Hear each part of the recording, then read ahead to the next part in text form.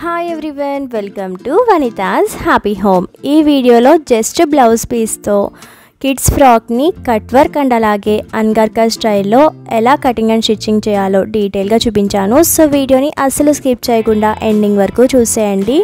నేను స్టిచ్ చేసే frock 2 to 3 years బేబీకి పర్ఫెక్ట్ మెజర్మెంట్స్ అండి. కొంచెం పిల్లలు హైట్ ఎక్కువ ఉన్నా తక్కువ ఉన్నా సరే బాటమ్ పార్ట్ కట్ చేసినప్పుడు కొద్దిగా మీరు హైట్ని అడ్జస్ట్ చేసుకుంటే సరిపోతుంది. ఫ్రాక్ కటింగ్ కోసం 1 మీటర్ బ్లౌజ్ పీస్ని తీసుకున్నాను. లైనింగ్ కూడా 80 పాయింట్స్ బ్లౌజ్ పీసే తీసుకున్నానండి. Next frock bottom part cutting కోసం మెయిన్ ఫ్యాబ్రిక్ 2 లేయర్స్గా 32 ఇంచెస్ విడ్త్ ఉండేలాగా కట్ చేసుకున్నానండి. మీ దగ్గర ఎక్కువ ఫ్యాబ్రిక్ ఉంటే ఒక 39 ఇంచెస్ కూడా తీసుకోవచ్చు. తక్కువ ఫ్యాబ్రిక్ ఉంటే ఒక 30 ఇంచెస్ విడ్త్ అయినా పర్వాలేదు. నెక్స్ట్ ఈ 32 ఇంచెస్ విడ్త్ ఫ్యాబ్రిక్ని 15 ఇంచెస్ హైట్ ఉండేలాగా కట్ చేసుకున్నానండి. యాక్చువల్గా frock bottom part height 13 inches, కానీ ఖర్చు కోసం ఎక్స్ట్రా 2 ఇంచెస్ తీసుకున్నాను. కింద కట్ వర్క్ పెడతాను కాబట్టి కట్ వర్క్ మోడల్ స్టిచ్ చేయకపోతే జస్ట్ 1 ఇంచ్ మార్జిన్ తీసుకుంటే సరిపోతుందండి. నెక్స్ట్ లైనింగ్ని కూడా ఫ్రాక్ బాటమ్ పార్ట్లో ఫ్రంట్ పార్ట్కి బ్యాక్ పార్ట్ కోసం 2 లేయర్స్గా 29 ఇంచెస్ విడ్త్ ఉండేలాగా కట్ చేసుకున్నానండి. అండ్ ఈ 2 లేయర్స్ని కూడా 12 ఇంచెస్ హైట్ ఉండేలాగా తీసుకున్నాను. మెయిన్ ఫ్యాబ్రిక్ ఏమో 15 ఇంచెస్ హైట్ ఉండేలా తీసుకున్నాను. లైనింగ్ మాత్రం 12 ఇంచెస్ హైటే తీసుకున్నానండి. నెక్స్ట్ ఫ్రాక్ బాటమ్ పార్ట్లో కట్ వర్క్ స్టిచ్ చేస్తాం కాబట్టి మెయిన్ ఫ్యాబ్రిక్ని ఎన్ని ఇంచెస్ విడ్త్తో కట్ చేసామో పేపర్ క్యాన్వాస్ని కూడా సేమ్ మెయిన్ ఫ్యాబ్రిక్ లానే 32 ఇంచెస్ విడ్త్ ఉండేలాగా 2 లేయర్స్ కట్ చేసుకోవాలండి. ఫ్రంట్ పార్ట్కి బ్యాక్ పార్ట్కి. అండ్ హైట్ వచ్చేసి జస్ట్ 2.5 ఇంచెస్ ఉండేలాగా మనం పేపర్ క్యాన్వాస్ని కట్ చేసుకుంటాము. జనరల్గా కట్ వర్క్ అనగానే అందరూ కూడా పేపర్ క్యాన్వాస్కి ఎడ్జ్ కంటూ నీట్గా రౌండ్ షేప్ డ్రా చేసి సేమ్ స్టిచ్ చేద్దాం అనుకుంటారు, కానీ స్టిచ్ చేసినప్పుడు అస్సలు కన్వీనియంట్గా ఉండదు. సో నేను ఒక టిప్ అయితే షేర్ చేస్తాను. ఫస్ట్ మీరు లైనింగ్ని కూడా పేపర్ క్యాన్వాస్ని ఎలా అయితే కట్ చేసుకున్నారో 32 ఇంచెస్ విడ్త్తో లైనింగ్ కూడా 32 ఇంచెస్ విడ్త్తోనే కట్ చేసుకోవాలి. కాకపోతే హైట్ మాత్రం ఒక 1/2 ఇంచ్ ఎక్స్ట్రా పెట్టుకుని టోటల్ 3 ఇంచెస్ హైట్ ఉండేలాగా లైనింగ్ ఫ్రంట్ పార్ట్కి బ్యాక్ పార్ట్ కోసం 2 లేయర్స్ని కట్ చేసుకుంటాము. అసలు పేపర్ క్యాన్వాస్ పైన ఎడ్జ్ కంటూ రౌండ్ షేప్ డ్రా చేయడం వల్ల జరిగే మిస్టేక్ ఏంటో కూడా ఎక్స్ప్లెయిన్ చేస్తాను. మనం మెయిన్ ఫ్యాబ్రిక్ పైన పేపర్ క్యాన్వాస్ని ప్లేస్ చేసినప్పుడు మీరు సేమ్ యాషెస్ రౌండ్ షేప్ ఎలా డ్రా చేశారో దానిపైన స్టిచ్ చేస్తే మరి ఎక్స్ట్రా ఒక 1/2 ఇంచ్ మార్జిన్ ఎక్కడొస్తుందని చెప్పండి. మనం ఫ్యాబ్రిక్ని రివర్స్ చేసినప్పుడు కొంచెం ఖర్చు ఉండాలి కదా, లేదంటే స్టిచెస్ అన్నీ ఊడిపోతాయి. ఏముంది, పేపర్ క్యాన్వాస్ని ఒక 1/2 ఇంచ్ పైకి మూవ్ చేసి అక్కడ స్టిచ్ చేసుకుంటే సరిపోతుంది కదా అనుకోవచ్చు. కానీ మనం లైనింగ్ని పేపర్ క్యాన్వాస్ కంటే కూడా ఒక 1/2 ఇంచ్ హైట్ ఎక్స్ట్రా పెట్టుకుని కట్ చేసాం కదా, మరి ఆ లైనింగ్ క్లాత్ తక్కువైపోతుంది.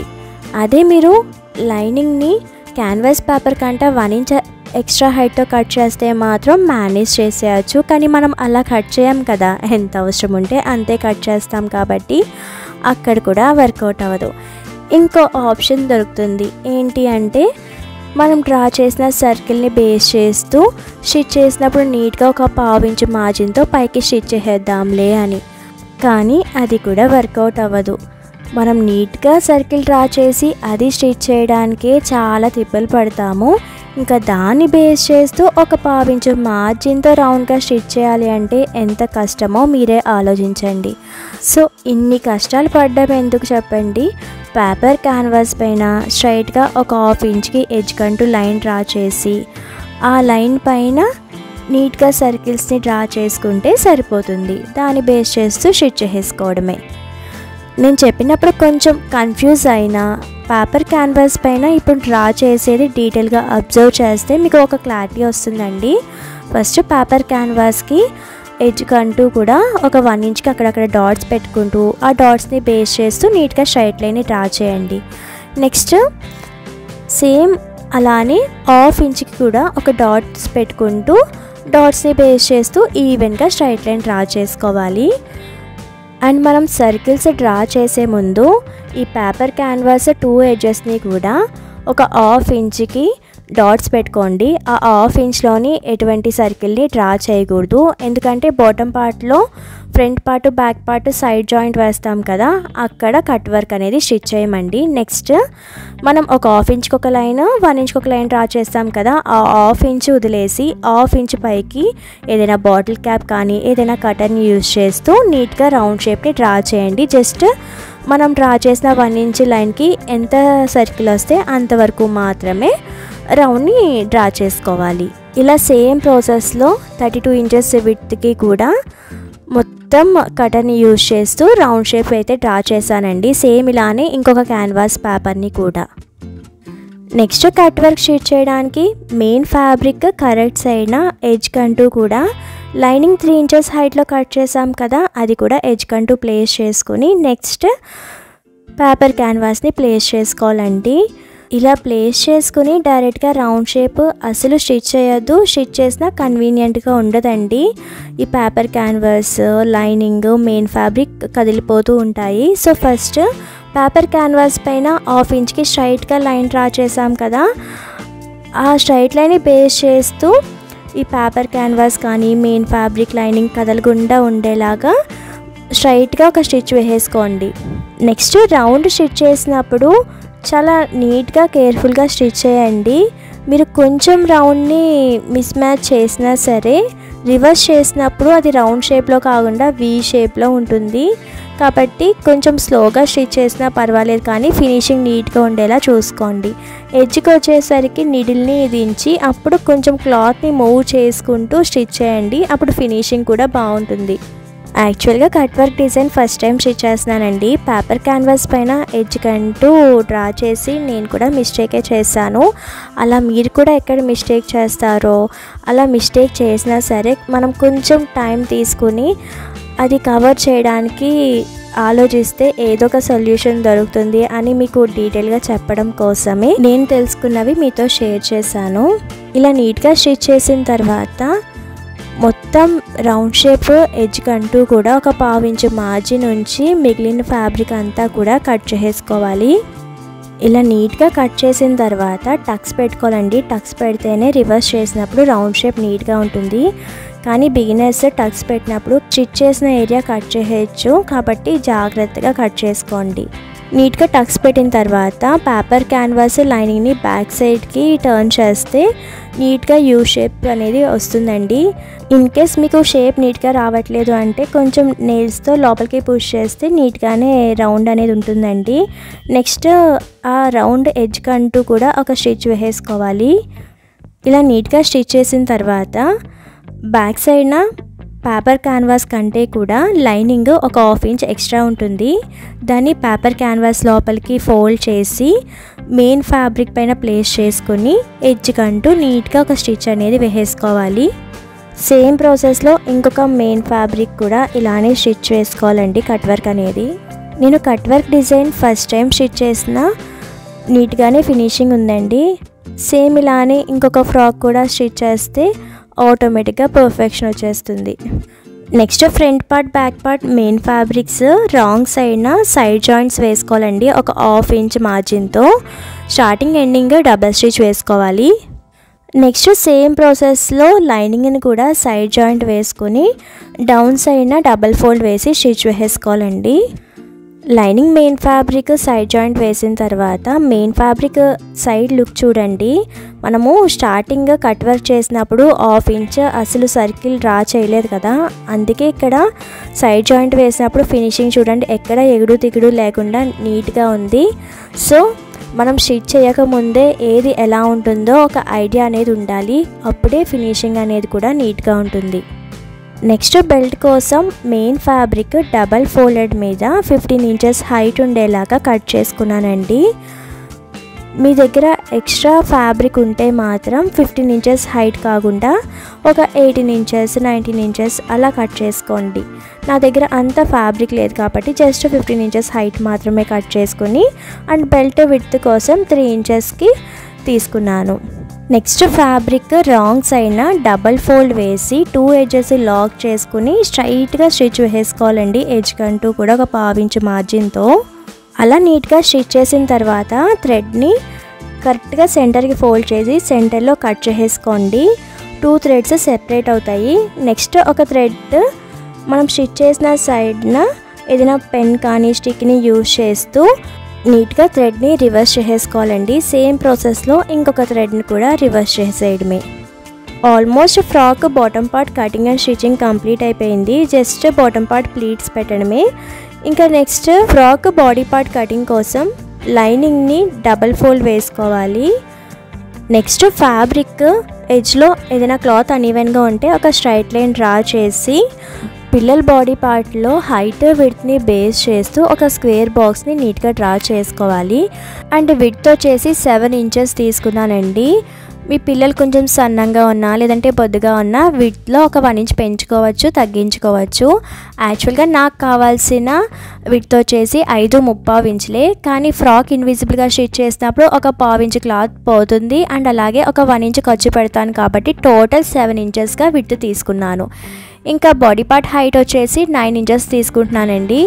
9 ఇంచెస్ హైట్కి కూడా స్ట్రైట్ లైన్ అనేది డ్రా చేసుకున్నాను. ఒక స్క్వేర్ బాక్స్ అయితే ఫామ్ అయింది కదా. నెక్స్ట్ నెక్ విడ్త్ షోల్డర్ కలిపి 4 ఇంచెస్కి ఒక డాట్ అయితే పెట్టుకోవాలి. And next arm whole down కోసం 4.5 ఇంచెస్కి ఇంకొక మార్క్ చేసుకోవాలండి. అండ్ ఈ బ్లౌజ్ పీస్ని డబల్ ఫోల్డ్ వేసాం కదా, ఓపెన్ సైడ్న ఇంకొక 4.5 ఇంచెస్కి డాట్ పెట్టుకుని ఈ 3 డాట్స్ని బేస్ చేస్తూ ఒక బాక్స్ అయితే డ్రా చేయండి. నెక్స్ట్ ఆర్మ్ హోల్ కర్వ్ కోసం 3/4 ఇంచ్కి ఒక డాట్ పెట్టుకుని డయాగ్నల్గా స్ట్రైట్ లైన్ డ్రా చేయండి. బిగినర్స్ కర్వ్ నీట్గా డ్రా చేయలేరు కదా, సో బాడీ పార్ట్లో ఖర్చు కోసం 1 ఇంచ్ పెట్టుకున్నాం కదా, ఆ 1 ఇంచ్ని కూడా సైడ్స్ ఒక డాట్ పెట్టుకొని నీట్గా స్ట్రైట్ లైన్ డ్రా చేసుకోండి. అండ్ నెక్స్ట్ స్టార్టింగ్లో ఆర్మ్ హోల్ డౌన్ కోసం 4.5 ఇంచెస్ మార్క్ చేసుకున్నాం కదా, ఆ 4.5 ఇంచెస్ని టేప్ డబల్ ఫోల్డ్ వేసేయండి. ఒక 4.5 ఇంచెస్లో ఆఫ్ అంటే 2.5 వస్తుందండి. ఆ 2.5కి ఒక డాట్ పెట్టేసుకుని ఆ 1 ఇంచ్ డాటు ఈ డాట్ని బేస్ చేస్తూ లైన్ డ్రా చేస్తే నీట్గా కర్వ్ అనేది వచ్చేస్తుంది. ఇంకా వేస్ట్ పార్ట్లో ఫిట్టింగ్ బాగుండాలి, సైడ్ ఫ్రాక్ జారినట్టుగా ఉండకూడదు అంటే ఒక 1 ఇంచ్కి పైకి డాట్ పెట్టుకుని ఎడ్జ్లో ఆ డాట్ని బేస్ చేస్తూ కర్వ్ డ్రా చేసుకుంటే ఫిట్టింగ్ కూడా బాగుంటుంది.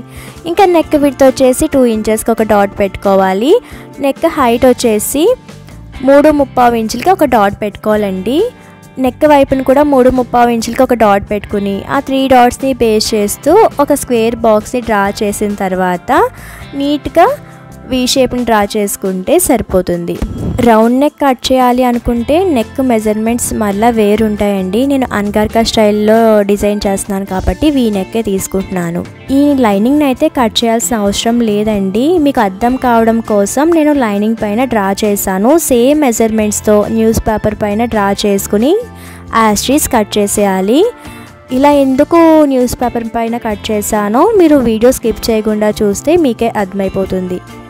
ఫస్ట్ న్యూస్ పేపర్ని ఓపెన్ చేసి సెంటర్కి ఒక లైన్ని డ్రా చేసుకోండి మీకు డీటెయిల్గా అర్థం అవడం కోసం. నెక్స్ట్ రైట్ సైడ్కి ఒక 3.5 ఇంచెస్కి సెంటర్ నుండి ఒక డాట్ పెట్టుకోవాలి. ఈ 3.5 ఇంచెస్ పాయింట్ అండ్ అలాగే నెక్ సెంటర్ పాయింట్ ఉంది కదా, ఈ 2 పాయింట్స్ని బేస్ చేస్తూ నీట్గా స్ట్రైట్ లైన్ డ్రా చేసి ఎలా అయితే డ్రా చేసామో సేమ్ యాస్టీస్ పేపర్ని కటింగ్ చేయాలి. ఇలా పేపర్ని కట్ చేయగా రైట్ సైడ్ పార్ట్ ఇంకా అవసరం లేదండి.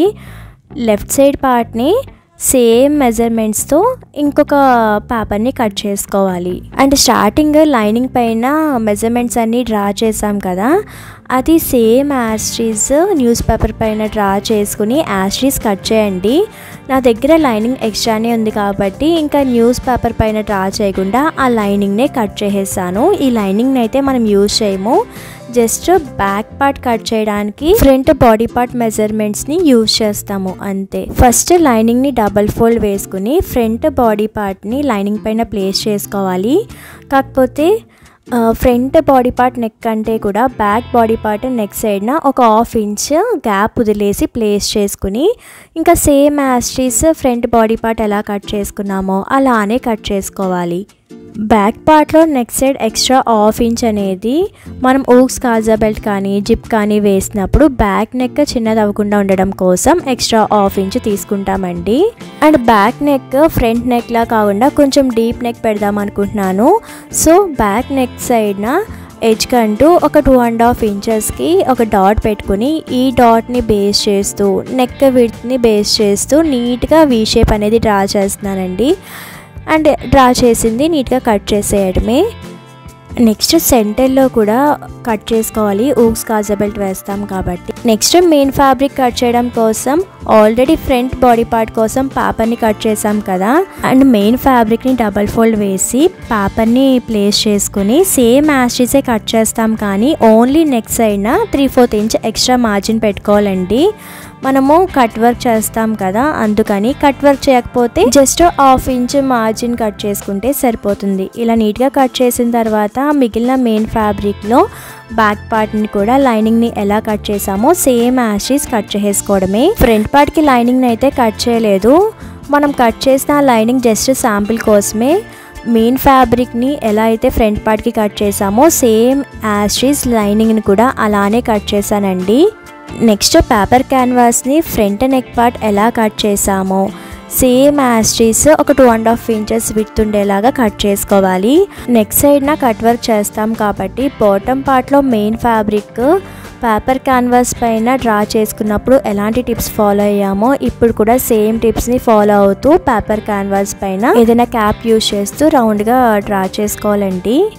నెక్స్ట్ ఫ్రంట్ బాడీ పార్ట్లో left side main fabric correct సైడ్న లైనింగ్ని ప్లేస్ చేసుకుని దీనిపైనే పేపర్ క్యాన్వాస్ని కూడా ప్లేస్ చేసుకుని పేపర్ క్యాన్వాస్ పైన సర్కిల్స్ డ్రా చేసాం కదా, అవి నీట్గా స్టిచ్ చేసేయడమే అండి. ఎలా అయితే బాటమ్ పార్ట్లో కట్ వర్క్ చేసామో సేమ్ యాస్టీస్ నీట్గా స్టిచ్ చేసి కట్ చేసిన తర్వాత next arm hole curve side కూడా ఒక స్టిచ్ వేసుకోవాలి. షోల్డర్ డౌన్ సైడ్ అస్సలు స్టిచ్ వేయకూడదు, నీట్గా రివర్స్ చేసి సైడ్ని పెట్టేసి ఫ్రంట్ బాడీ పార్ట్లో ఇంకొక పార్ట్ ఉంటుంది కదా, మెయిన్ ఫ్యాబ్రిక్ కరెక్ట్ సైడ్న లైనింగ్ ప్లేస్ చేసుకుని రాంగ్ సైడ్న స్టిచ్ వేసుకోవాలి.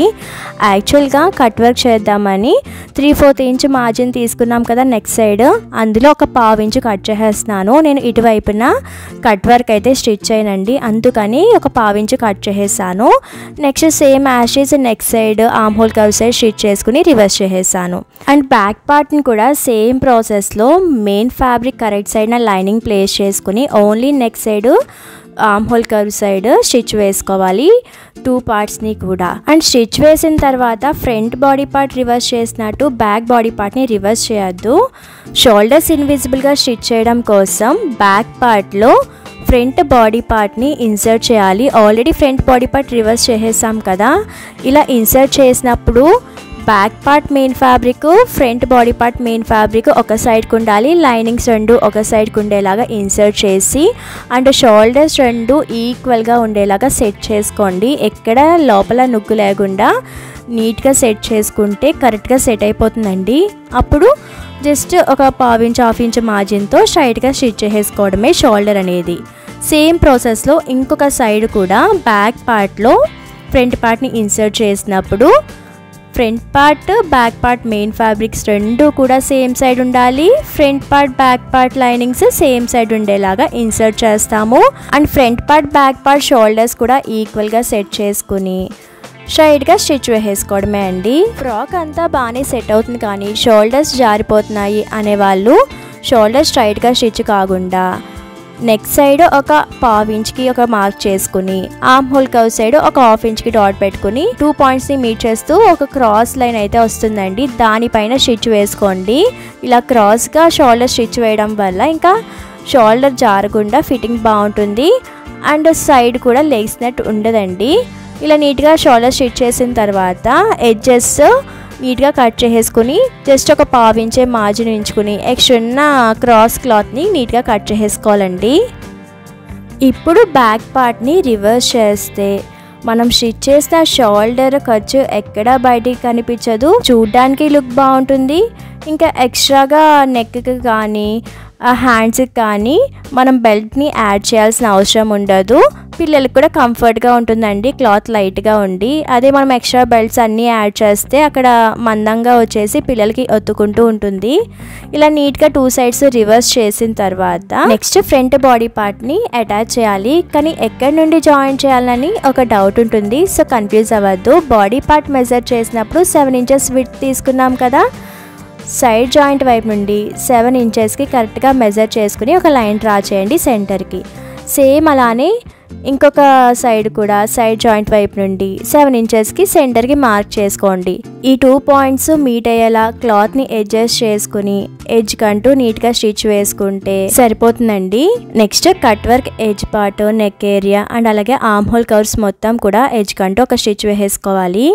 ఇలా నీట్గా స్టిచ్ చేసిన తర్వాత ఫ్రంట్ బాడీ పార్ట్లో ఓన్లీ మెయిన్ ఫ్యాబ్రిక్స్కి ఒక 1/2 ఇంచ్ ఎడ్జ్లో గ్యాప్ ఇచ్చేసి థ్రెడ్స్ని జాయిన్ చేసుకోవాలండి. అసలు లైనింగ్కి జాయిన్ చేయకూడదు, ఓన్లీ మెయిన్ ఫ్యాబ్రిక్ మాత్రమే. నెక్స్ట్ సైడ్ జాయింట్ వేయడం కోసం front part back part main fabrics and అలాగే front part back part linings రెండు సేమ్ ఫేసింగ్ పెట్టుకొని రాంగ్ సైడ్న ఒక స్టిచ్ వేసుకోవాలి. సేమ్ ప్రాసెస్లో ఇంకొక సైడ్ కూడా మెయిన్ ఫ్యాబ్రిక్స్ రెండు ఒకవైపుకి, లైనింగ్స్ రెండు ఒకవైపుకి ఫేసింగ్ ఉండేలా సెట్ చేసుకుని రాంగ్ సైడ్ స్టిచ్ చేస్తాము. ఇలా స్టిచ్ చేయడం వల్ల మనం స్టిచ్ చేసిన ఖర్చు అనేది బయటికి కనిపించకుండా ఇన్విజిబుల్గా ఉంటుందండి. ఇంతకుముందు కట్ వర్క్ ఎడ్జ్ కంటూ స్టిచ్ వేయమన్నప్పుడు పొరపాటున ఆర్మ్ హోల్ కర్వ్స్ కూడా ఎడ్జ్ కంటూ స్టిచ్ వేయమన్నాను, అప్పుడు వేయకూడదండి. సైడ్ జాయింట్స్ వేసిన తర్వాత మాత్రమే ఆర్మ్ హోల్ కర్వ్స్ ఎడ్జ్ కంటూ నీట్గా స్టిచ్ వేసుకోవాలి. నీట్గా స్టిచ్ చేసిన తర్వాత బ్యాక్ సైడ్ నెక్ ఏరియాలో ఊక్స్ కాజా బెల్ట్ కోసం ఓపెన్ ఉంది కదా, అక్కడ కొంచెం ఎడ్జ్ కంటూ ఒక స్టిచ్ వేసుకోవాలి 1/2 ఇంచ్ పైకి. బాడీ పార్ట్ స్టిచ్చింగ్ కంప్లీట్ అయిపోయింది.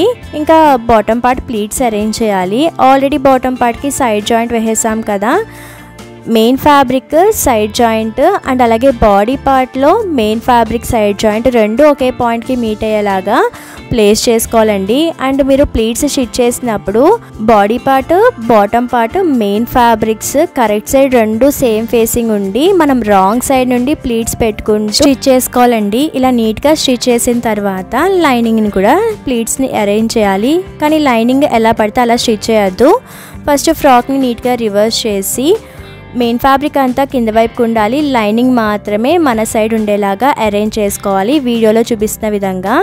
Next bottom part lining side joint and అలాగే body part lining side joint రెండు ఒకే పాయింట్లో పెట్టుకుని రాంగ్ సైడ్న ప్లీట్స్ని మెయిన్ ఫ్యాబ్రిక్ ఎలా అడ్జస్ట్ చేస్తూ స్టిచ్ చేసామో same as it is stitch చేసుకోవడమే. ఫ్రాక్ బాడీ పార్ట్ కట్ చేసినప్పుడు 1 ఇంచ్ ఎక్స్ట్రా మార్జిన్ తీసుకున్నాను కదా ఖర్చుల కోసం, ఆ 1 ఇంచ్ మార్జిన్లో ఒక 2 ఖర్చులు అయితే సైడ్ని వేసుకోవాలి. కట్ వర్క్ డిజైన్ అండ్ అలాగే అన్గర్కా స్టైల్లో ఫ్రాక్ని ఈజీగా ఎలా కటింగ్ అండ్ స్టిచ్చింగ్ చేయాలో డీటెయిల్గా అర్థమైందని అనుకుంటున్నా. ఇన్ కేస్ అర్థం కాకపోతే కమెంట్ చేయండి. ఈ వీడియో మీకు యూస్ఫుల్ అవుతే మాత్రం తప్పకుండా లైక్ అండ్ షేర్ చేసి ఛానల్ని సబ్స్క్రైబ్ చేసుకోండి. ఆల్రెడీ సబ్స్క్రైబ్ చేస్తే బెల్ ఐకాన్ కూడా ప్రెస్ చేసేయండి మరి. Thank you for watching.